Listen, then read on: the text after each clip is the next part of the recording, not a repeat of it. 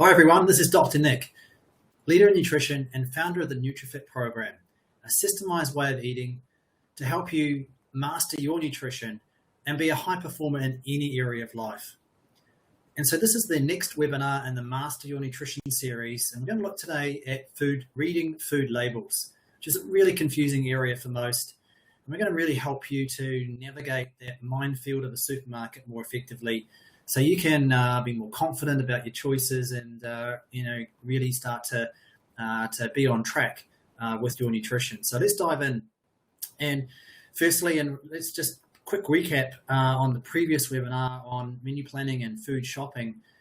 So ideally, you've got your shopping list, and so you get into the supermarket, and you've got also through the fruit and veggie aisle,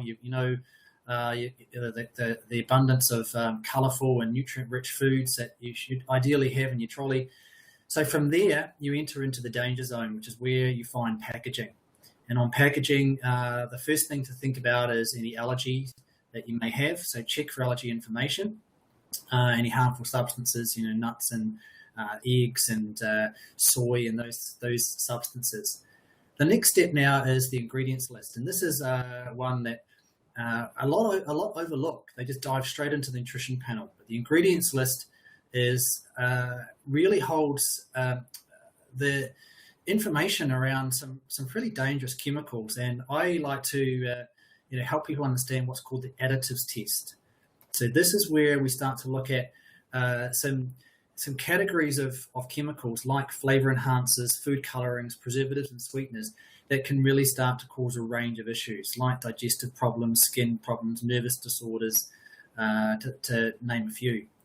And so when you're looking at the information, the ingredients list, look for these numbers: 600s, 100s, 200s, and 900s. So here's a quick example. This is something that you may find parents choose for their children without really being aware. This is a popcorn, and it looks good because it's naturally flavored and it's gluten-free and it's ear popped. So what can be wrong? Well, if you look over on the back side of the packet, what you'll see is lurking there at the bottom of the ingredients list. And by the way, everything in the ingredients list is from the greatest to smallest by weight. So these are in really small amounts. And the chemicals we've got here are colorings. They've got sunset yellow, tartrazine, and brilliant blue, which are probably three of the most harmful colorings you can possibly ingest. And if you want to find out more about these, check out the Chemical Maze app. You can get it on your iPhone or Android. That's the little symbol there, and you can use this on your phone. There's a book available as well. Phone's great though. You can check it out wherever you are. And make sure that you're not going to enter into dangerous chemicals. These, by the way, these colorings can cause asthma, migraines, headaches, skin issues, a range of problems. Our youngest boy, Benjamin, I'll never forget, on his 30th birthday, we had to close down his disco because after the red icing on his cake, he went crazy. So, it affects children more because they're small bodies, but adults as well can suffer. And it's not only colorings, but of course, as we mentioned, look out for those, things like MSG, 621, preservatives, mainly in the 250s, 280s. So nitrates are a problem. And you might have heard of things like, processed meats, so bacon, sausages, salamis. Those things, just be wary of the quantity you consume. Okay, so if it passes the additives test, great, move forward. If not, I recommend put it back. Look for an alternative that doesn't have the nasty chemicals. And so now the next bit is the nutrition panel. And here you want to start with the 100-gram column. There's could be a few columns. There's typically two, per serve and per 100 grams. If you go per 100 grams, you can compare between every product. And the first thing to do is look and to see whether this is a protein or carbohydrate food. And you do this simply by looking at the protein to total carbohydrate ratio. And so this helps you get an idea of, hey, is this a food that I can have at any time? If it's a protein food. So if protein is higher than carbohydrate, this is something that may serve you if you haven't been active. Or if the carbohydrate is significantly above protein, then this may be a good thing for a post-workout option. i.e. breakfast cereal, bread, and possibly things like a muesli bar if you're going to have that type of food. So it's quite easy to do, and here's some examples for you. And if you're looking at protein foods, there are not very many. Most in the supermarket, by the way, and I would say at least 90% are actually carbohydrate foods. So have some fun exploring your labels, and this is what we call a weak protein, because here's protein at 5 grams and here's carbohydrate at 4.9. So they're very similar. This is a Metafresh Greek yogurt, and I've got another example of a good yogurt coming up as well. And here's a moderate protein food. So now we're starting to work the ratio in favor of protein. So it's 22:11 or 2:1 protein to total carbohydrate. Noting also here the LSA, the sugars are low. Really love this product. And look at the fiber. I'll highlight that coming up. 18.7 grams per 100. That's just, it's really rock star fiber. It's a fantastic product. Okay, so then we go to another example here of a moderate protein. Here's the yogurt I alluded to before. This is a new Anchor product. It's a natural Greek yogurt, and the ratio is fantastic. Now, this says you might about to see it. It's 8.2 grams of protein compared to 2.5 of total carb, and only 2.5 sugar as well. So this is now a 3:1. And so this is a fantastic source of protein. If you add LSA to that, what a great snack as an anytime snack. And if you want something post-exercise, you can just simply boost carbohydrate by adding in something like banana or other fruits. Or you can, of course, put it on top of some cereal. More on that coming up in the Active Nutrition webinar. And then lastly, the strong protein food here. This is a tuna option. This is tuna in spring water.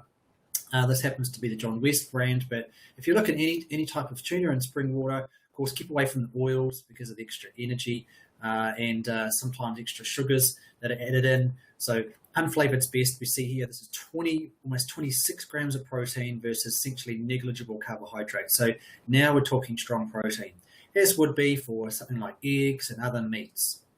All right, so now we know about a protein versus carb food. We can explore the nutrition panel further by looking again at the 100-gram column. And here's just a quick almost a cheat sheet, if you like, about how to interpret your labels. Take a look at energy and firstly work out, have you got a low energy product, i.e. less than 500 kilojoules, or a high energy greater than 2,000 kilojoules. Now, if we look at what we've just covered in these food items, yogurt is a good example of a low energy density. So we can have a little more yogurt because we're not going to have as much energy per 100 grams. Contrast that to something like LSA, which is around 2,200 kilojoules. It's a very high energy density. We want just a couple of teaspoons. Okay, so what this does is it guides us to how much we are consuming of any particular product. Right, so if you're looking at something in, say, the moderate to high energy density, just be mindful of the amount, because in greater amounts, of course, you're going to have more energy. We move on to fats. Greater than 20 grams is high and less than 3 is low.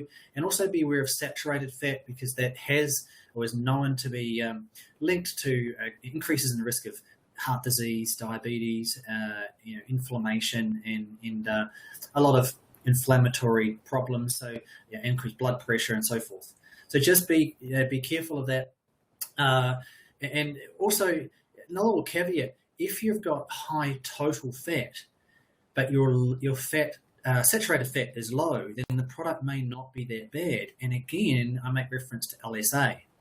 And if we look at LSA, it has a fat content. In fact, let's just quickly go back here. Here it is, a fat content of 45 grams. Wow, it's high, but look, low saturated and also low sugar.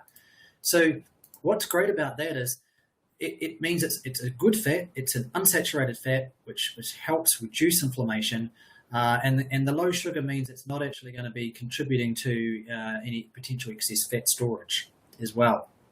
Look at your carbohydrate density. That was covered in the webinar on the NutriFit 5 eating strategies. Again, if you're looking for anytime carbohydrate foods, look in the low to moderate category. if you're ingesting foods that are in the high to very high, really, look to have those mostly after a workout to help you replenish and recover and adapt more effectively. And of course, importantly, keep that body fat in check.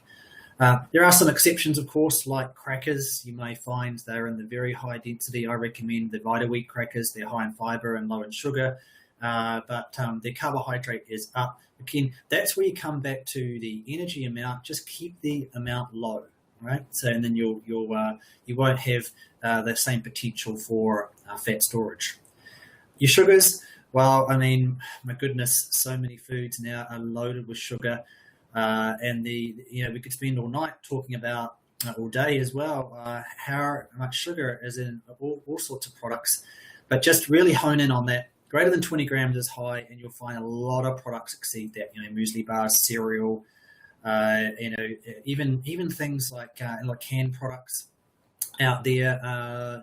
For example, sauces that you might add, like a chicken tonight. Just be careful of those things. They're loaded with sugar.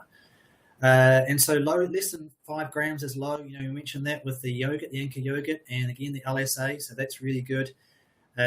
Cereals like Wheat Bix are good, for example, and oats. And then the fiber content, greater than 6 grams is high. So that's one that you want to really, keep an eye on as well. Increasing fiber is so beneficial for good gut health, and then keeping our body, reducing inflammation in the body, and also just ensuring that you've got an abundance of also good nutrients, because high fiber foods typically are nutrient rich also. They're unprocessed. Yep. Then the last one there is sodium. It's one to be mindful of. High sodium levels are associated with increases in blood pressure. So, i.e. excess salt. Also, another one that you don't see often on the label, but if it's there, look for potassium, because the more potassium, the more beneficial that is also for blood pressure. So there we go, folks. It's a brief overview around food labeling. I hope that's been useful for you. Have fun out there in the supermarket. It might take a bit longer in your next shop to go through and explore the labels, but I personally, I love doing that. But here's the thing: you look at one once and you know a good product. You don't have to always reread, but do some comparisons. And if you're not sure about a product, hey, take a photo and send it to me, and I'll help you out. And I'm happy to do that. So lastly, if you want some great information, check out my website, drnick.co.nz. You've got some free ebooks there. Are you ready to master nutrition, and should you supplement? You can have a look at my program guide for the services I offer, and jump on Facebook, and you can check out all the latest info in the nutrition world that I post there. So thanks, folks. Appreciate you checking in, and look out next time. The next webinar coming up is active nutrition. I look forward to having you on board soon. Thank you.